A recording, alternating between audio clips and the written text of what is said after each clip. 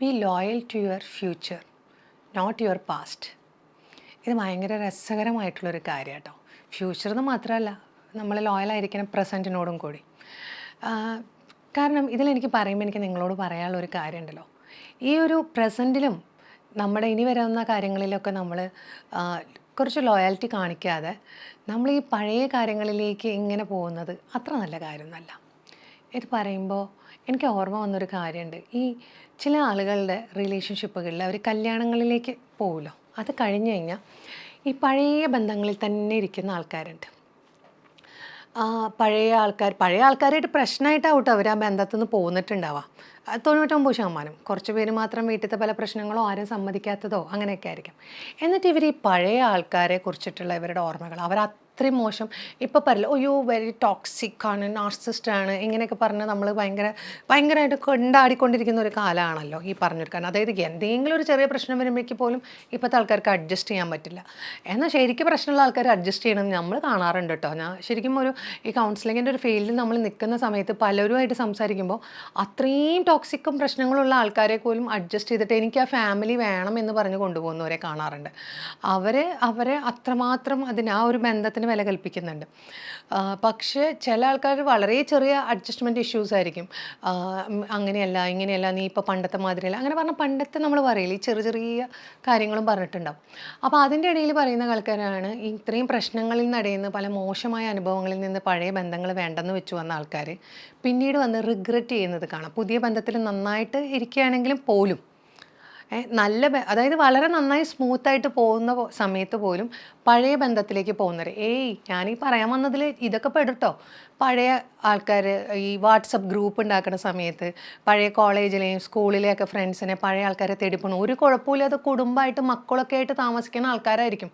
അപ്പോഴായിരിക്കും ഇവർക്കൊരു തോന്നലുണ്ടാവുന്നത്, ആ പഴയ ബന്ധത്തിലുള്ള ആൾക്കാരെ ഒന്ന് കാണുമ്പോൾ അവരെ പോയിട്ടൊന്ന് നോക്കാം, ഇതാവാം, ഇങ്ങനത്തെ ഒരു കൂട്ടർ.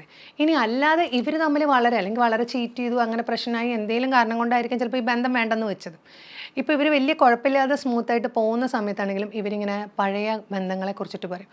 അവൻ്റെ കൂടെ പോയിരുന്നില്ലെങ്കിൽ, അവളുടെ കൂടെ പോയിരുന്നില്ലെങ്കിൽ എൻ്റെ ലൈഫ് ഇങ്ങനെ ആവുമായിരുന്നു, അങ്ങനെ ആവുമായിരുന്നു എന്ന് പറയുന്ന ആൾക്കാരെ നമ്മൾ ഇഷ്ടം പോലെ കാണാറുണ്ട്. അതായത് ഈ പ്രസൻറ്റ് ലൈഫിൽ ഇരിക്കുമ്പോൾ തന്നെ പാസ്റ്റിലെ എക്സിനെ കൊണ്ടുവന്നിരിക്കുന്നവർ. ശരിക്കും എനിക്ക് വളരെ വിചിത്രമായിട്ട് തന്നെ തോന്നാറുണ്ട്. നിങ്ങൾക്ക് ആ പാസ്റ്റിനുമായിട്ട് അങ്ങനെ ഇതാണ് ഇവരുടെ സ്വഭാവം. ഞാൻ നേരത്തെ ഇടയ്ക്ക് പറയുമ്പോൾ നിങ്ങളൊക്കെ ചിലർ നെറ്റി വിളിച്ചിട്ടുണ്ടാവും. ഏതൊരു ബന്ധത്തിലാണെങ്കിലും നിങ്ങൾക്ക് അഡ്ജസ്റ്റ് ചെയ്യാൻ പറ്റുന്നത്രയും നമ്മൾ ശ്രദ്ധിച്ച് നോക്കണമെന്ന് നമ്മൾ പറയുന്നത് ഇതാണ്. ഈ ബന്ധത്തിൽ നിന്ന് ചാടിപ്പോവും. എന്നിട്ട് അപ്പുറത്ത് പോയി കഴിഞ്ഞിട്ട് പറയും, അവൻ ഇങ്ങനെയായിരുന്നു, അവനെ അങ്ങനെ മതിയായിരുന്നു, അതായിരുന്നു ബെറ്റർ, ഇതായിരുന്നു ബെറ്റർ, ഞാൻ ഒന്നും കൂടി ശ്രമിച്ചാൽ മതിയായിരുന്നു. ഇതാണ് ആദ്യം നിങ്ങളോട് എല്ലാ വശവും 4 വശവും ഒന്ന് നന്നായി ചിന്തിക്കുക. എന്നിട്ട് നിങ്ങൾക്ക് ഒട്ടും ഓക്കെ അല്ല, പറ്റാത്ത ബന്ധങ്ങളിൽ നിന്ന് നിങ്ങൾക്ക് ഓക്കെ മൂവ് ഓൺ ചെയ്യാം. അപ്പോഴും കുറച്ചൊരു മര്യാദ പുലർത്തുക എന്നുള്ളതുണ്ട്. പലപ്പോഴും എത്ര പെട്ടെന്നാണെന്ന് അറിയാം ആൾക്കാർ മറന്നു പോകുന്നത്. റിലേഷൻഷിപ്പിലുണ്ടായിരുന്ന ബന്ധങ്ങളുണ്ടായിരുന്ന നല്ല അനുഭവങ്ങളെക്കുറിച്ചൊക്കെ മറന്നു പോകും.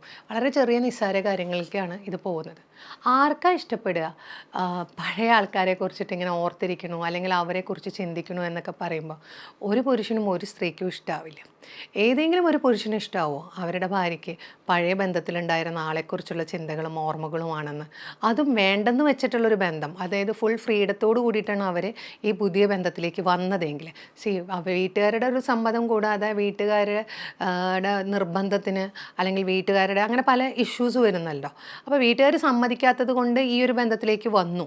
പഴയ ബന്ധത്തിൽ തന്നെയാണ് ഇപ്പോഴും ഇഷ്ടം എന്നുണ്ടാവുന്നത് വേറെ കേട്ടോ, അങ്ങനത്തെ വേറെ ഉണ്ട്. പക്ഷേ ഇതെന്താണെന്ന് വെച്ച് കഴിഞ്ഞാൽ വീട്ടുകാർക്കും ഓക്കെ ആയിരിക്കാം, അല്ലെങ്കിൽ ഇങ്ങനൊരു ബന്ധത്തിലേക്ക് പോകുന്നത് ബാക്കി ആൾക്കാർക്കൊക്കെ വയ്ക്കാം. പക്ഷേ ഇവർ തന്നെ സ്വയം ഡിസിഷൻ എടുത്താണ് നമുക്ക് വേണ്ട, ശരിയാവില്ല, അല്ലെങ്കിൽ എനിക്ക് ഇയാൾ ഓക്കെ അല്ല, അല്ലെങ്കിൽ ഇവൾ ഓക്കെ അല്ല, എന്നിട്ട് ഇങ്ങനൊരു ഡിസിഷൻ എടുത്തിട്ടുണ്ടല്ലോ ഇവർ പിന്നീട് വന്നു കഴിഞ്ഞിട്ട് ഇവർ പെരുമാറുമ്പോൾ ഈ പഴയ ആളെക്കുറിച്ചിട്ട് ചിന്തിക്കുക, പഴയ ആളെക്കുറിച്ചിട്ടുള്ള കാര്യങ്ങളിലേക്ക് പോവുക എന്ന് പറയുമ്പോൾ എന്താ പറയുക ഇവരെക്കുറിച്ചിട്ട്? അതാണ് ഏറ്റവും എനിക്ക് വിചിത്രമായിട്ട് എനിക്ക് തോന്നുന്ന ഒരു കാര്യം. അവർക്കവിടെ ഓപ്ഷൻ ഉണ്ടായിരുന്നു, അവർക്ക് വേണമെങ്കിൽ ആ പഴയ ബന്ധത്തിൽ തന്നെ നിൽക്കാമായിരുന്നു. എന്താണ് ഇനിയിപ്പോൾ ഈ ബന്ധത്തിൽ നിങ്ങൾക്ക് ഓക്കെ അല്ലാത്തത് അല്ലെങ്കിൽ ഓക്കെ അല്ലാത്തതെന്ന് പറയും, പക്ഷെ അവിടെ ഒരു പഴയതിനെ ഇങ്ങോട്ട് കൊണ്ടുവരേണ്ട കാര്യമില്ല. അതുകൊണ്ട് തന്നെ നിങ്ങൾക്ക് വേണ്ടെന്ന് വെച്ച ബന്ധങ്ങളെ വേണ്ടെന്ന് വെക്കുക. അതിലേക്ക് പോയി ഇതാവരുത്. പക്ഷേ ഒരു കുടുംബമായിട്ട് ഭാര്യയും ഭർത്താവുമായിട്ട് താമസിക്കുന്നതാണെങ്കിൽ ഞങ്ങൾ തീർച്ചയായിട്ടും പറയും, നിങ്ങൾ അങ്ങോട്ടും ഇങ്ങോട്ടും നന്നായി ആലോചിക്കണം, എല്ലാ ഭാഗത്തുനിന്നും ചിന്തിക്കണം. ഇനി അടുത്ത് പറയുന്ന ആൾക്കാരുണ്ട്. ഇന്നത്തെ കാലത്ത് എല്ലാവരും പറയുന്നതിൻ്റെ ഒരു മറുപടി എന്നുള്ള നിലയ്ക്ക് തന്നെ ഞാൻ പറയണത്. ഒരു ഡിവോഴ്സ് എന്ന് പറഞ്ഞു പോകുന്ന സമയത്ത് കുട്ടിയെ മാത്രം ചിന്തിച്ചിരുത്താൻ പറ്റുമോ? എനിക്ക് എൻ്റെ ഫ്രീഡം വേണ്ടേ, എനിക്ക് എൻ്റെ ഇത് വേണ്ടേ എന്നൊക്കെ പറയുന്നവരുണ്ട്. ഈ പറഞ്ഞ പകുതിയിൽ മുക്കാൽ കൂടുതലധികം ആളുകളുടെയും എടുത്തുകൊണ്ട് നോക്കുമ്പോൾ ചുമ്മാ പറയുന്ന കുറേ കാര്യങ്ങളുണ്ടായിരിക്കും. എന്നാൽ ഏറ്റവും കൂടുതൽ വളരെ സെൻസിറ്റീവായി വളരെ സൂക്ഷിച്ച് കൈകാര്യം ചെയ്യേണ്ട പ്രശ്നങ്ങളുള്ള ആൾക്കാർ പോലും വളരെ മര്യാദയാവും. ചിലർ അവരുടെ ഫ്രീഡം അവർക്ക് കുറച്ചും കൂടി ഇതാവണം, അങ്ങനെ കുറച്ച് പേർക്ക് പുറമേലേക്ക് പോകണം, കുറേ കാര്യങ്ങൾ ചെയ്യണം, അല്ലെങ്കിൽ അവർക്ക് ഇപ്പോഴുള്ള ലൈഫ് പോരാ, അവർക്ക് കുറച്ചും കൂടി പൈസ വേണം, കുറച്ചും കൂടി അവർ ഭയങ്കര ഇതായിട്ടാണ് ജീവിക്കേണ്ടത് എന്നാണ്.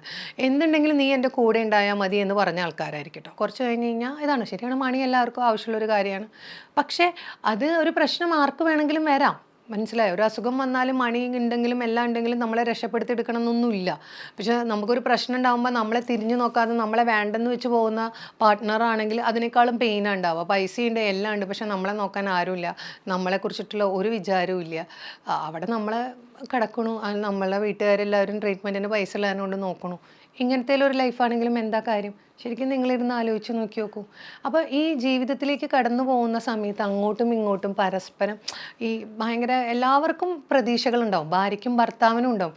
ഭാര്യയ്ക്ക് ഭാര്യയുടെ പ്രതീക്ഷകൾക്ക് മാത്രം ഇമ്പോർട്ടൻസ്, ഭർത്താവിൻ്റെ പ്രതീക്ഷകൾക്ക് മാത്രം ഇമ്പോർട്ടൻസ്. എൻ്റെ പ്രതീക്ഷകൾക്കൊത്തൊരു ഭാര്യ ഇങ്ങനെയല്ല, എൻ്റെ പ്രതീക്ഷകൾക്കൊത്തൊരു ഭർത്താവ് ഇങ്ങനെയല്ല. രണ്ടു കൂട്ടർക്കും പ്രതീക്ഷകളുണ്ടെന്നേ. അതെന്താ നിങ്ങൾ മറന്നു പോണ്? എല്ലാ മനുഷ്യർക്കും പ്രതീക്ഷകളുണ്ട്. അങ്ങോട്ടും ഇങ്ങോട്ടും വിട്ടുവീഴ്ചകളും ചെയ്യേണ്ടി വരുന്നുണ്ട്. പിന്നെ ഇന്നത്തെ കാലത്ത് ഭാര്യയും ഭർത്താവും ഒക്കെ കഷ്ടപ്പെടുക, പണിയെടുക്കുക ഒക്കെ ചെയ്യണം. അങ്ങോട്ടും ഇങ്ങോട്ടും പരസ്പരം സഹകരിച്ചിട്ട് അങ്ങോട്ടും ഇങ്ങോട്ടും സപ്പോർട്ട് ചെയ്യുക എന്നുള്ളതും കൂടിയുണ്ട്.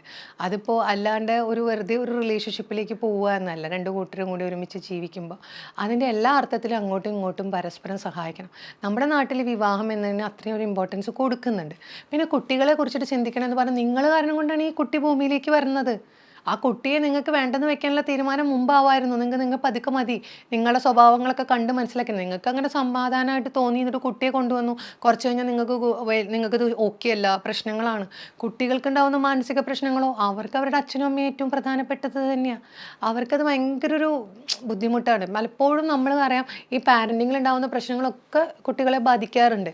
അപ്പോൾ അതുകൊണ്ട് തന്നെയാണ് എടുത്തു ചാടിയിട്ടൊരു തീരുമാനം എടുക്കരുത്, നന്നായി നോക്കിയിട്ട് തന്നെ വേണം എന്ന് പറയുന്നത്. അല്ലാതെ ചുമ്മാ കയറി റിലേഷൻഷിപ്പ് ബ്രേക്ക് ചെയ്തിട്ട് കൊണ്ടുപോകുക, അല്ലെങ്കിൽ വിവാഹം കണ്ട് ഡിവോഴ്സ് ചെയ്യുക എന്നുള്ളതല്ല. കുഞ്ഞ് എന്ന് പറഞ്ഞ ഒരാളുണ്ടെങ്കിൽ ആ കുഞ്ഞിൻ്റെ അടുത്ത് സംസാരിക്കണം. അപ്പോൾ നിങ്ങൾ വിചാരിക്കണം, നിങ്ങളൊരു കാലത്ത് ഒരുപാട് ഇഷ്ടപ്പെട്ടിട്ടുണ്ടായിരുന്നല്ലേ, നിങ്ങൾക്ക് ഒരുപാട് മനസ്സിലാക്കിയിട്ടുണ്ടായിരുന്നല്ലേ, എവിടെയാണ് തെറ്റ് പറ്റിയത്, എന്തുകൊണ്ടാണ് അങ്ങോട്ടും ഇങ്ങോട്ടും സംസാരിച്ചത്, അത് ക്ലിയർ ചെയ്യാൻ പറ്റാത്തത്. പരസ്പരം മനുഷ്യനല്ലേ, തെറ്റുകൾ പറ്റാം. അങ്ങോട്ടും ഇങ്ങോട്ടും പരസ്പരം സംസാരിച്ചിട്ട് എത്രമാത്രം പുറത്തു കൊടുക്കാൻ പറ്റുമെങ്കിൽ അത്രമാത്രം ചെയ്യുക. ഇപ്പോൾ കുറേ നമുക്കറിയാലോ, ജ്യൂസിൽ കഷായം കൊടുക്കും, മറ്റേത് കൊടുക്കണം, ഇങ്ങോട്ട് കൊടുക്കണം, അത് കൊല്ലണു, സൈനൈഡ് കൊല്ലണു. അങ്ങനെയൊന്നും അല്ലല്ലോ ഇപ്പോൾ ഇത്. അങ്ങനെയും നടക്കുന്ന ആൾക്കാരുണ്ട്. അപ്പം ഞാൻ പറയുന്നത് ഇമ്പൾസീവായിട്ടുള്ള കുറേ തോട്ടുകൾ, കുറേ നെഗറ്റിവിറ്റികളൊക്കെയാണ് ഇങ്ങനെ ഈ റിലേഷൻഷിപ്പിനെ ഏറ്റവും മോശമാക്കുന്നത്. അപ്പം ഇതൊരു ടോട്ടൽ കുറേ കാര്യങ്ങളുള്ളതിനൊന്നും കുറച്ചെങ്കിലും പറയണമെന്ന് തോന്നിയതുകൊണ്ടാട്ടോ ഞാനിങ്ങനെ പറഞ്ഞത്. അപ്പോൾ താങ്ക് യു.